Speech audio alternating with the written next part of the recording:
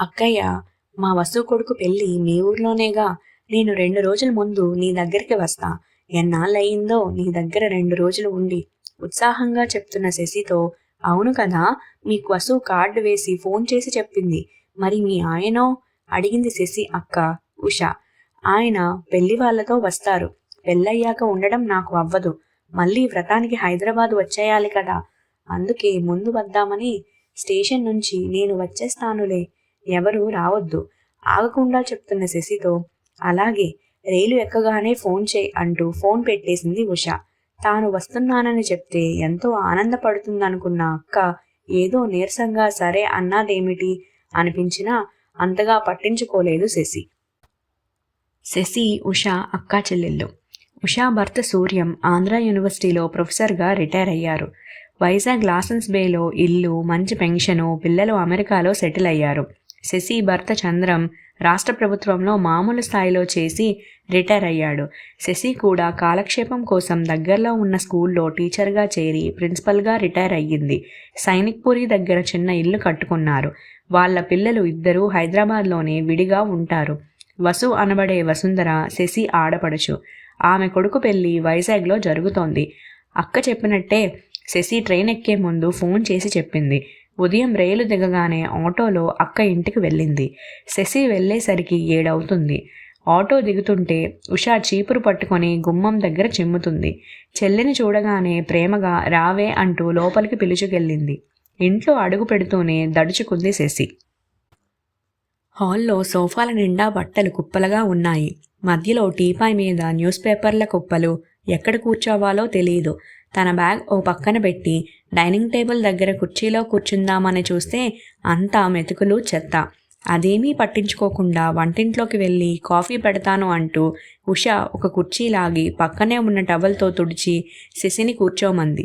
శశికి coffee ఇచ్చి బయటకు వెళ్ళి ముగ్గు వేసి గబగబా బట్టలు మిషన్లో వేసి వచ్చి వంట మొదలుపెట్టింది.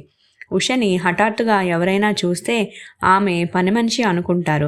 వెలిసిపోయిన చీర, వదులుగా వేలాడుతున్న జాకెట్టు, రేగిన జుట్టు. ఫ్రిడ్జ్లో నుంచి కూరలు తీస్తూ భోజనాలు త్వరగా చేద్దాం, టిఫిన్ చేయను అంటే ఆకలిగా ఉన్న శశి సరే అని బావగారు ఎక్కడా అని అడిగింది. వాకింగ్కి వెళ్ళి అటు నుంచి మా అపార్ట్మెంట్ దగ్గర ఏదో రిపేర్ ఉంటే చేయిస్తాను అన్నారు.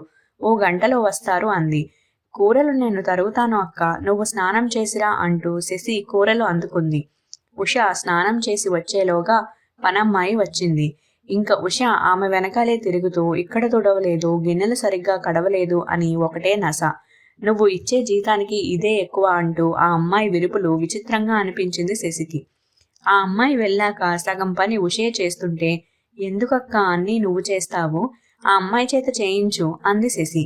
1000 జీతాలు కావాలి వాళ్ళకి, మా ఇద్దరికీ ఏమంత పని, నాకు ఏదో ఎక్సర్సైజ్ ఉండాలిగా అంటూ వంట ముగించింది.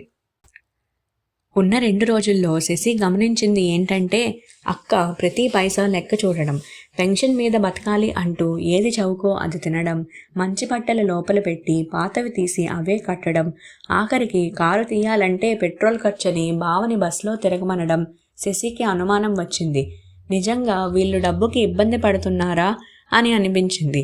అవకాశం దొరికినప్పుడు బావగారిని అడిగింది. బావా, నేను అడిగానని ఏమీ అనుకోకండి, మీకు డబ్బు ఇబ్బంది ఏమైనా ఉందా? నువ్వు ఇంకా అడగలేదేమిటి అనుకున్నాను శశి. దేవుడి దయ వల్ల మాకు ఇబ్బంది లేదు. నా పెన్షన్ దాదాపు 1,00,000 వస్తుంది. పిల్లలు మాకు వద్దు అన్నా వినకుండా 2 ఫ్లాట్లు కొన్నది మీ అక్క. దాని అద్దెలు 50,000 వస్తాయి. కానీ డబ్బు ఖర్చు పెట్టే దగ్గర ముందు ఇంకా అవసరం ఉంది అంటూ 1 రూపాయి కూడా ఖర్చు పెట్టనివ్వదు. ఇష్టమైనవి తింటూ హాయిగా కావాల్సిన చోట్లకి తిరుగుతూ జీవితాన్ని ఎంజాయ్ చేద్దామంటే వినదు. ఇంట్లో వంట మనిషిని, డ్రైవర్ని పెట్టుకునే స్తోమత ఉంది కానీ నన్ను బస్లో తిరగమంటుంది. అన్ని పనులు తను చెయ్యలేక చేస్తూ బాధపడుతుంది. ఏమి చెయ్యాలో తెలియడం లేదు. బాధ వెళ్ళబుచ్చుకున్నాడు ఆయన.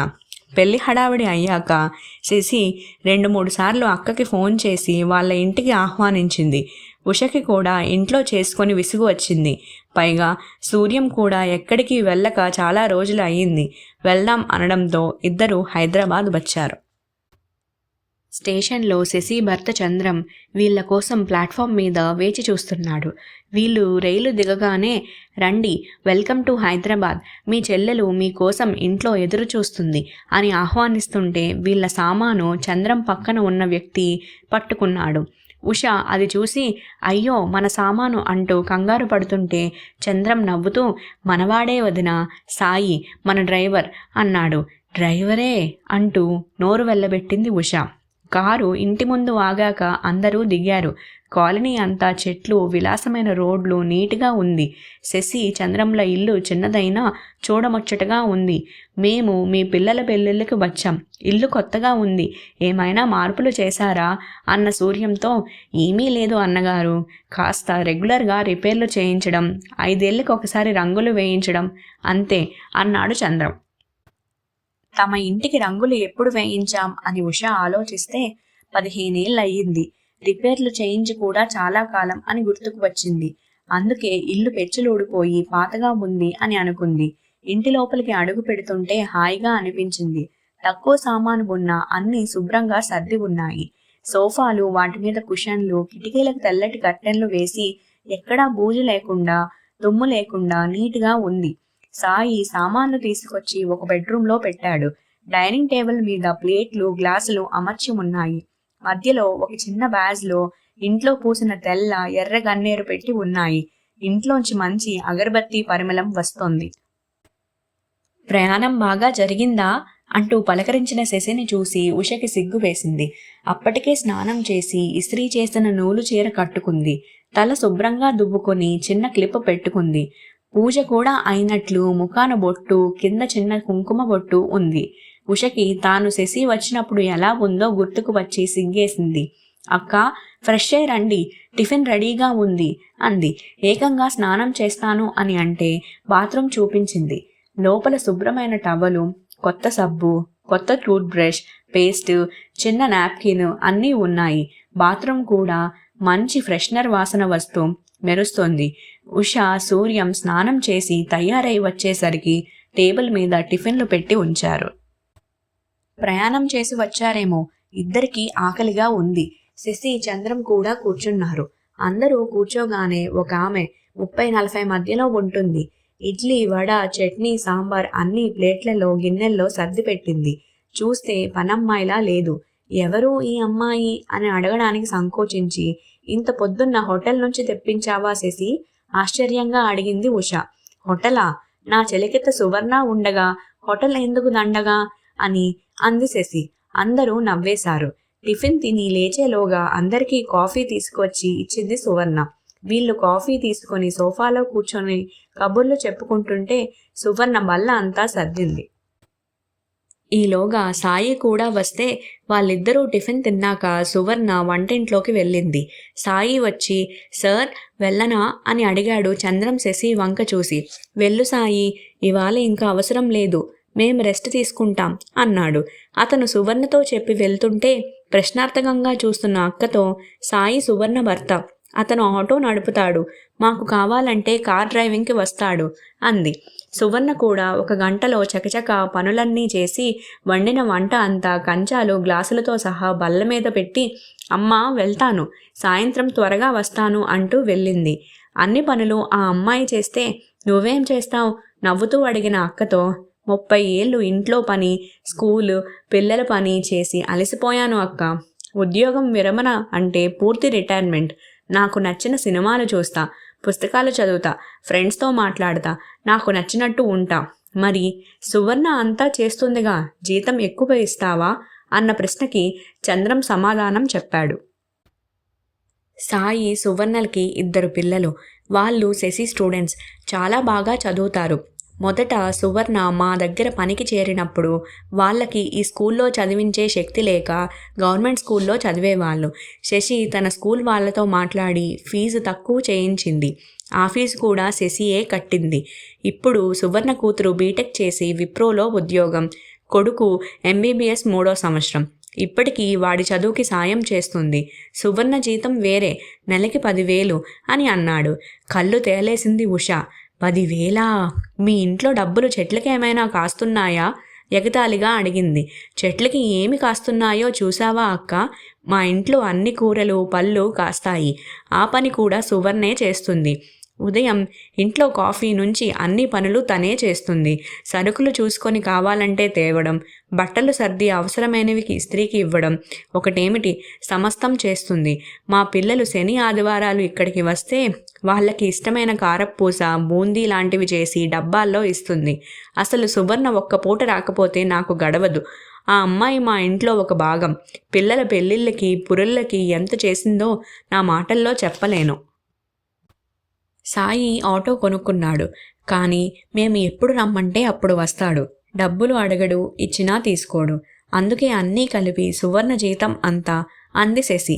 మరి మీకు వచ్చే పెన్షన్? ఉషా నొసుగుతుంటే మా ఇద్దరి పెన్షన్లు కలిపిన బావగారి కంటే తక్కువే అక్క. కానీ మాకు సరిపోతుంది. మేము పిల్లల్ని అడగం, వాళ్ళకి మేము ఇవ్వం. వాళ్ళు సంపాదించుకుంటున్నారు, వాళ్ళ ఖర్చులు వాళ్ళు చూసుకుంటారు. మెడికల్ ఇన్సూరెన్స్ ఉంది.